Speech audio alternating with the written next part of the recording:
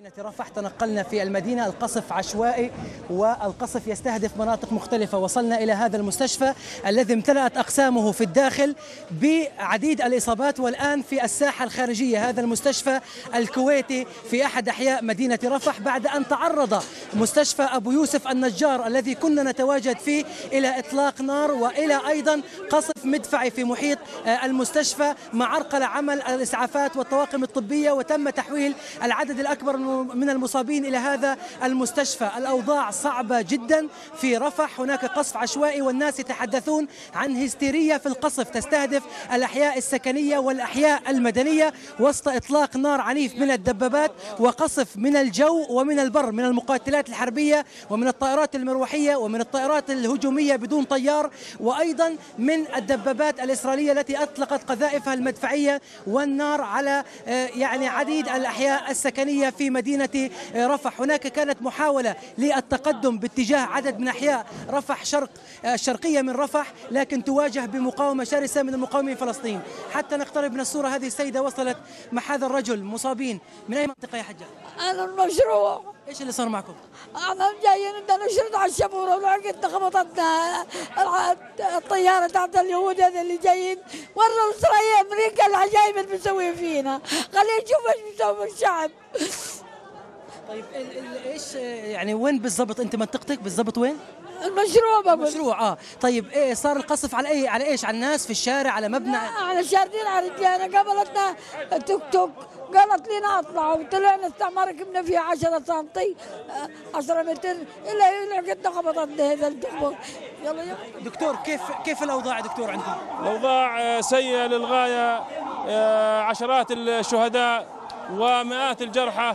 ونحن كنا نعمل في مستشفى النجار، اطباء في مستشفى النجار، ولكن للاسف لا نستطيع ان نعمل في مستشفى النجار، وانتقلنا الى المستشفى الكويتي حتى نستطيع ان نعمل بهدوء. فالوضع سيء، وهناك عجز شديد في المهمات الطبيه في مستشفى الكويتي، لانه مستشفى خاص، ونطالب وزاره الصحه بإسراعنا وامدادنا بالمهمات الطبيه الى المستشفى الكويتي بسرعه، لانه مستشفى خاص. دكتور، كنا في مستشفى النجار، كان في اطلاق نار وقصف على المكان، هل في استهداف مباشر للطواقم الاسعافيه؟ طبيعه الحال كانت جميع الاستهدافات حوالين مستشفى النجار، فلا نستطيع ان نعمل في مستشفى النجار، فانتقلنا الى مستشفى الكويتي. طيب دكتور، بالنسبه الى موضوع دعوتم الى التبرع بالدم، واضح انه في عندكم نقص في هذا الامر؟ طبيعه الحال يا اخ، انت تعرف انه مستشفى الكويت مستشفى خاص ولا يوجد هنا تبرع بالدم، ونناشد جميع مستشفيات القطاع بتزويدنا بوحدات الدم اللازمه حتى نستطيع ان نسعف جرحانا. شكرا لك دكتور. إذن حتى اللحظة العديد عن 40 شهيد على الأقل، عشرات من المصابين، لا إحصاءات دقيقة، في ظل أن أعداد من الشهداء لا تتمكن الطواقم الطبية من الوصول إليه. هذا الرجل وصل قبل قليل. السلام عليكم يا عم، الحمد لله على سلامتك. من وين جيت؟ من خربة العدس. إيش صار معكم؟ قصفوا الدار واحنا قاعدين. قصفوا الدار. وصاروخين زنان نزل على الدار معكم؟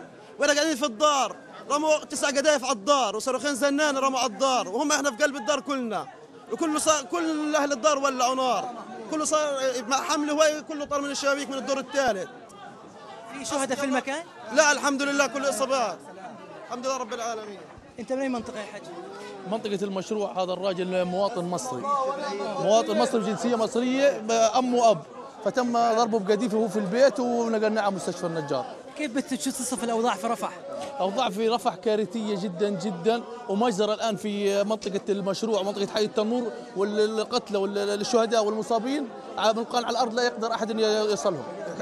عشرات الشهداء، أنا جيت من قاد، عشرات الشهداء في المنطقة اللي فيها الراجل هذا المسن. احكي لنا كيف تم الاستهداف الإسرائيلي لهذه المنطقة؟ على المباشر، قذايف دغري، اضرب كل دار دغري على البيت، دور عشوائي، دور صار له 16 يخبطوا الدور مباشر ولا انذار، دوب على طول قتلى. الصحيح يمكن بقدروا بال 150 200 شهيد موجودين. انت الطواقم الاسعافيه حاولت الوصول لمكان وسمعنا انه تم ضربه. حاولت، لم تقدر ان تصل نهائيا، ضرب عشوائي، سياره ماشي يضربوها، اسعاف ماشي يضربوه، توك توك ماشي يضربوه. الراجل هذا جنسيه مصريه، راجل مصري جنسيه، فكان بده يسافر على المعبر، ما بدش يسافر، اجت القذيفه في ايده وفي رجله.